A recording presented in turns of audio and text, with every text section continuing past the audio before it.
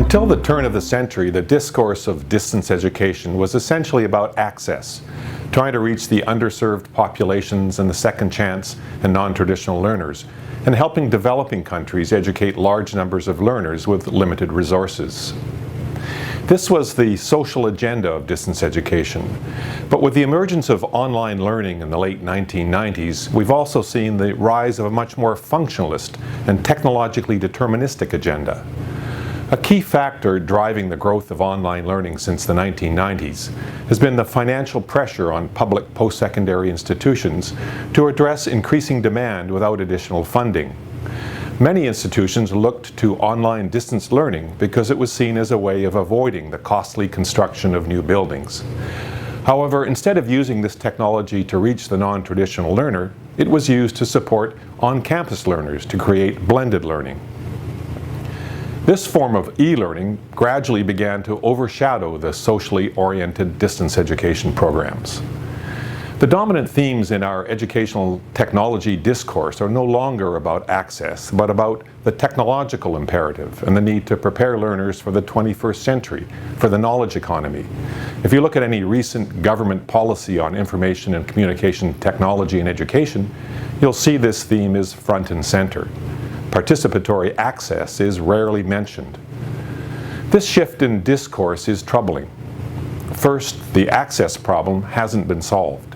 It's still a major issue, especially for the developing world.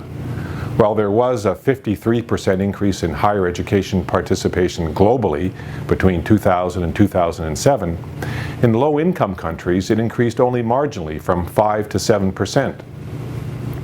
Second, this narrow focus on the knowledge economy overlooks the current reality of many developing world economies. They are heavily dependent on services such as tourism and agriculture, and will continue to be for some time to come. It's unrealistic to think that there will be an economic transformation in all these countries.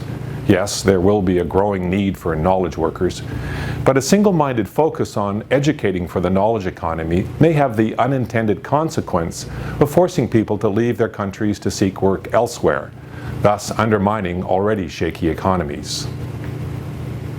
It also overlooks the fact that many of these countries lack basic infrastructure. In Belize, for example, 27% of primary schools do not have access to electricity, and only 31% of secondary school teachers have formal training. Not surprisingly, internet access is also low in many of these countries. In 2012, only 25% of individuals in Belize, for example, were using the internet, and there are 73 countries in the world that have even lower rates of individual internet use. Another consequence of this narrow focus on the knowledge economy is that ICT is seen increasingly as a means of developing IT skills rather than broad educational competencies. We see evidence of this in the sudden urgency to implement national tablet initiatives without coherent plans for how they will be used to support educational goals. Also overlooked in this rush to jump on the technology bandwagon is the readiness of students and teachers. The uncritical acceptance of the net generation discourse has deluded us into thinking that our students will be like fish in water when they are given the devices. The research clearly shows this isn't the case. As well, all too often these technology initiatives are rolled out without a sound plan for teacher development. Massively open online courses, or MOOCs, have also played a part in this shift by subtly appropriating the access agenda. They're portrayed as the magic bullet solution to access. Everybody who wants an Ivy League education will be able to get one by simply enrolling in a MOOC. But these courses don't lead to certification. Their quality varies considerably, and they tend to privilege Western developed world knowledge and expertise. But that's a small price to pay if you're getting access to a prestigious American university, or so the argument goes. I should point out, however, that the Commonwealth of Learning has been working with a number of institutions in developing countries to adapt the MOOC concept to meet local needs using local expertise. Even the narrative underlying the Open Educational Resources agenda has shifted from emancipatory access to access in support of the knowledge economy. We see evidence of this in the alignment of OER and ICT and education policies, with the latter being driven by a technological economic imperative. What can be done about this troubling trend? Well, first, I think those of us who are working in the field of open and distance learning need to remind ourselves of what our purpose is, or should be: to educate, to improve access to education, and to foster social change and economic development. Our use of ICT in education and online learning should always be pursued with these principles in mind.